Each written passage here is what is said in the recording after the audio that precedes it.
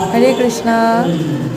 তো রথযাত্রা উপলক্ষে গুন্ডিচা মন্দিরে আর্ট অ্যান্ড ক্রাফট গ্যালারি আছে। এখানে দেখুন খুব সুন্দর সুন্দর আর্টও আছে, ক্রাফটও আছে, একদম দেখার মতো।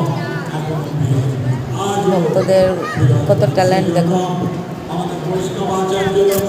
খুব সুন্দর সুন্দর আর্ট আছে এখানে। দেখো বাহ, কি সুন্দর জগন্নাথ। এটা ফ্রেম আছে, খুব সুন্দর। দেখি দেখি মনে দেখি দেখাতে দেখাতে শেষ হবে না, এত এত এইবার সাবমিট হয়েছে। বাপরে, আপনারা দর্শন করতে থাকুন।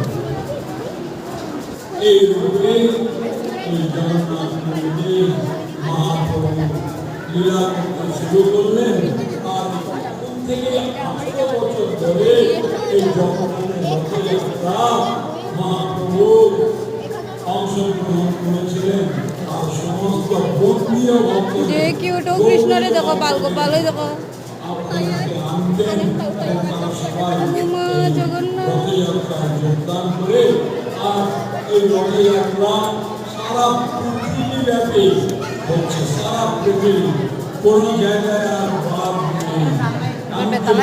প্রাচ্য পর্যন্ত হয়েছে, আরো শুনলে আশ্চর্য হবেন, করাচিতে পর্যন্ত রথযাত্রা হয়েছে। তো এইরকম জগন্নাথ বলদেব সুভদ্রা এতই কৃপালু, উনি যারা মন্দিরে যেতে পারে না দর্শন তো তাদের জন্য উনি রাস্তায় আসেন, এসে দর্শন দিয়ে সমস্ত মনুষ্য থেকে যত জীব সত্তা এই জগতে বিরাজ করেন সকলকে উনি কৃপা করেন। আর সেই জগন্নাথের জন্য মহাপ্রভু প্রার্থনা করে বলি, জগন্নাথ স্বামী নয়ন পথগামী ভব তুমি।